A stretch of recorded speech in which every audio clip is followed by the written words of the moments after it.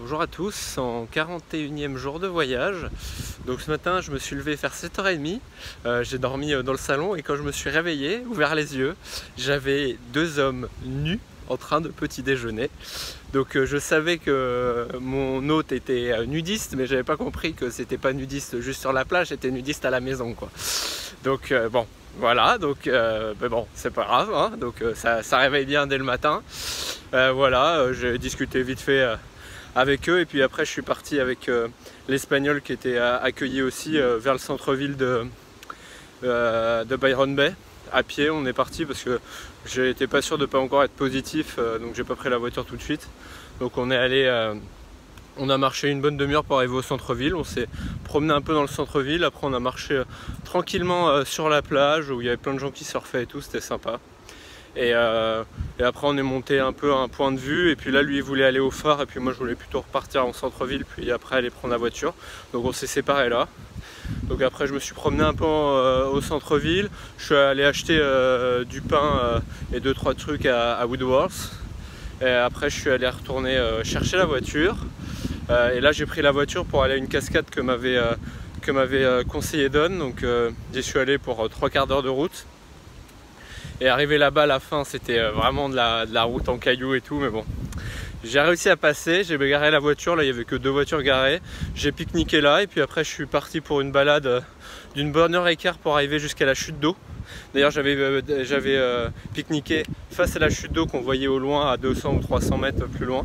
Et donc après j'ai marché dans la forêt pendant une bonne heure, 1 heure et quart. Et puis je suis arrivé à la fin de l'escalade un peu les rochers pour arriver. Et là t'as une piscine naturelle, il y avait une vingtaine de personnes.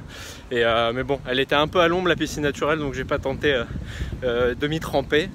Et voilà, et puis après je suis reparti pour prendre la voiture. Je voulais aller à un autre parc, mais quand je suis arrivé il y avait marqué qu'il était fermé. Donc après je suis allé à Ninh Binh, qui est assez connu pour son côté un peu hippie. Et en effet, après 3 quarts d'heure de route, je suis arrivé à Ninh Binh et il n'y a que des hippies là-bas et que des commerces de trucs bio, trucs comme ça. Ça fume un peu de la drogue un peu partout. Mais bon, c'était sympa à voir.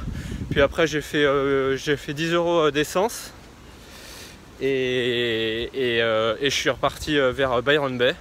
Et là je me suis posé vers la plage, pas loin de chez Don, et je me suis calé pour écrire un peu et puis faire des trucs sur le portable tranquille. Et puis après vers 19h15 je suis retourné chez lui. J'ai posé la voiture, je suis retourné chez lui parce qu'on avait rendez-vous à 19h30 chez lui. L'Espagnol est arrivé, on a discuté pendant une demi-heure et puis Don est arrivé plutôt vers 20h.